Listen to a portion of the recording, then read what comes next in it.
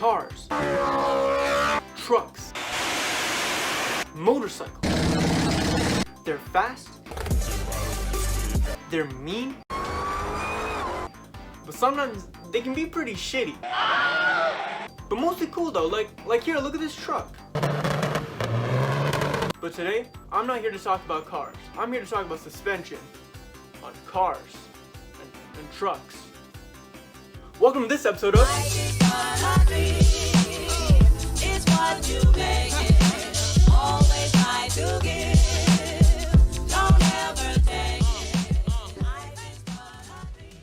Suspension! It's on every single vehicle, and it's a pretty complex system, but I'll walk you through it today, and it's pretty easy once you understand. So let's jump right into it with the history of suspension. An early form of suspension was on ox-drawn carts that had the platform swing on an iron chain attached to the wheeled frame of the carriage. This system remained the basis for most suspension systems until the turn of the 19th century. Although the iron chains were replaced with the use of leather straps called through braces by the 17th century. But as soon as the four-stroke engine, or rather the internal combustion engine, was manufactured, engineers realized that fast cars were useless without proper suspension and grip. So they got to work to perfect suspensions. What is suspension?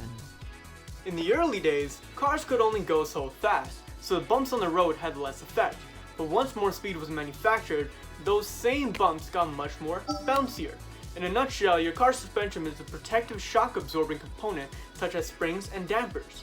Your car's suspension helps ensure that you drive safely and smooth by absorbing the energy of various road bumps and other kinetic impacts.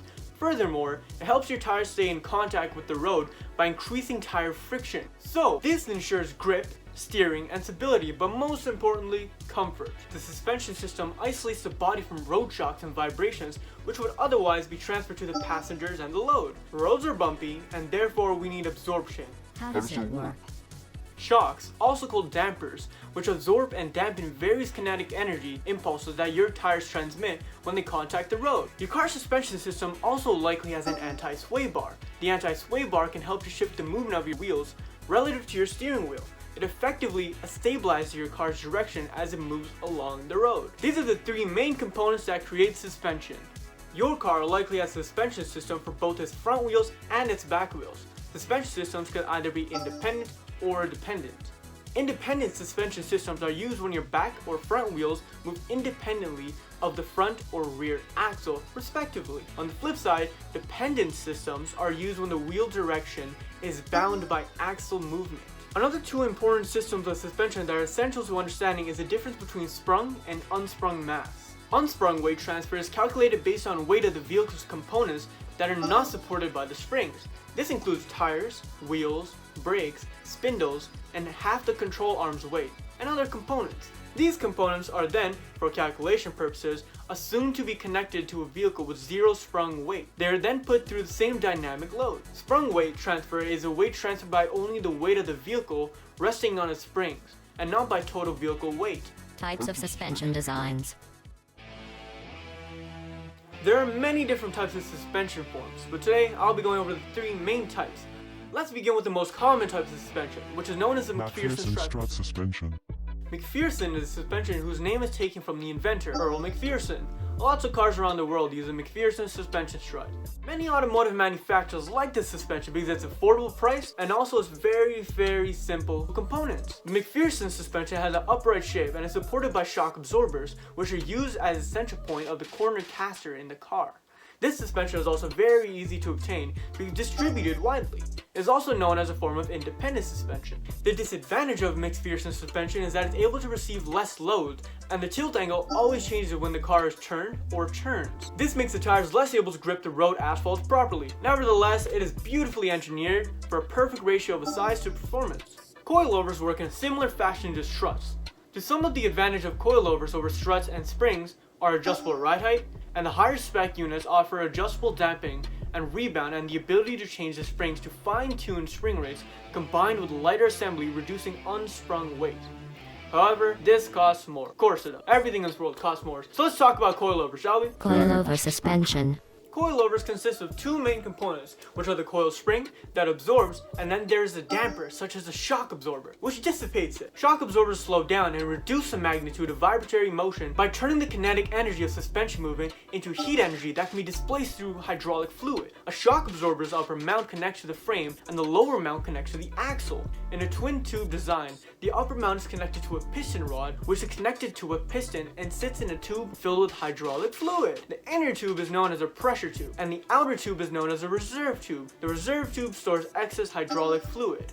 When a wheel hits a bump in the road and causes a spring to coil and uncoil, energy of the spring is transferred to the shock absorber through the upper mount, down through the piston rod, and into the pistons. Orifices perforate the pistons and allow it to leak through as the piston moves up and down in the pressure tube. Because these orifices are relatively tiny, only a small amount of fluid under great pressure passes through. This slows down the piston, which in turn slows down the spring. Easy peasy. The faster the suspension moves, the more resistance the shock absorber provides, so they can adjust to road conditions and control all the unwanted motion that can occur in the moving vehicle, including bounce, brake drive, and accelerating squat. Maintenance on the coilovers consists of three main things. Number one is cleaning the coilover. As you drive around, dirt, mud, water, and salt will reach your coilovers and build up, causing rust, corrosion, and seizing to your coilovers, so clean them up. Number two is anti-seize. I told you cleaning coilovers regularly could keep the dirt out, preventing rust, seizing, and corrosion. Anti-seize is even a better solution. Anti-seize, as the name suggests, is a lubricant that you apply on coilover threads to prevent your coilovers from rusting and locking up. Don't use them excessively though. They will not work any better as it's just a waste. Just make sure every part of the thread is coated with anti-seize. Oh, what's that? I'm receiving word that you don't do regular maintenance checkup on your cars. Come on, do better. Alright, number three, retighten your screws and bolts. Throughout the lifetime of your coilovers, you'll reach a time where you hear noises that could be different, but the most common are squeaking and popping noises. These noises most likely come from the suspension parts that are not screwed tight. The fix is to obviously retighten the screws and bolt in your suspension system. Tightening also helps keep the coilovers working at its best. Trust me, it's important to keep your suspension clean so they work great. That way you can say things like, when I ran over that pedestrian, I didn't feel a thing. Whew, those were a lot of words. But I hope you're keeping up because the next one is leaf springs are a basic form of suspension made up of layers of steel varying in size that sandwich upon each other. Most leaf spring setups are formed into an elliptical shape throughout the use of spring steel, which has properties that allow it to flex as pressure is added at either end, but then returning to its original position through a damping process. The advantages are that due to the amount of metal layered together, leaf spring offers a large amount of support between the wheels, axles, and the car chassis. They can take huge vertical loads being applied to them due to their tight-knit structure, hence why the heavy-duty industry still uses them. Vertical loading is also distributed through the length of the leaf spring rather than acutely through a small spring and dampener, which can potentially create a concentrated force too large for the suspension to handle. A big downside of leaf spring suspension is that they aren't that good when it comes to suspension tuning. In racing and performance car applications, it is vital to be able to manipulate a suspension system for the driving conditions and for different styles of driving. Something that is much easier nowadays is through adjustable coilovers. As we talked about before, the lack of adjustability of leaf setup is emphasized by the fact that the ends of the leaf springs are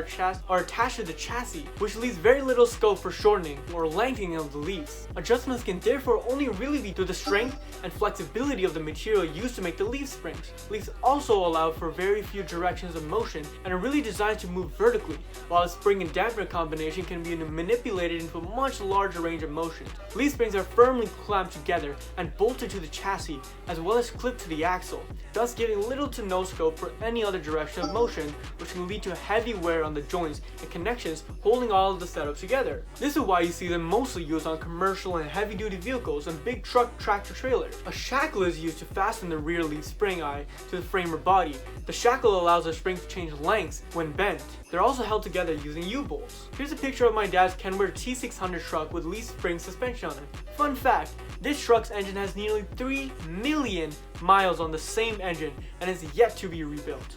Now let's discuss maintenance. Number one is cleaning. The leaves are likely to rub against each other when the car is moving. Dirt particles will build up between the separate leaves, which will lead to wear and rust. Keeping the springs clean and in good order will help to extend the lifespan of the vehicle. Most car handbooks will give estimated intervals of when you need to clean your leaf springs. Modern springs don't need lubrication in between them. If the spring is simply coated with dry dirt or rust, use a wire brush to remove all the traces. Number two is to check your leaf spring. When it comes to checking your leaf springs, you start by examining the edge of the spring for any cracks. Fractures found in the spring cannot be repaired by welding. The lead for the complete spring must be replaced as soon as possible by the garage. Number 3 is how to check springs and mountings. To check the springs for rust, you should always start by raising the car on jacks. Start by grasping the springs and trying to twist it sideways at each end. This spring should not be moving. If there is movement, then the bush will need to be replaced. Alright, now we have gone through the 3 most common types of suspension: coilovers, leaf springs, and McPherson strut suspension. However, there are many other forms of suspension such as bags and torsion bars, but we'll save that for another time. Alright, thank you for watching this episode of How It Works. Special thanks to Donor for the inspiration of the video style. But until next time, peace.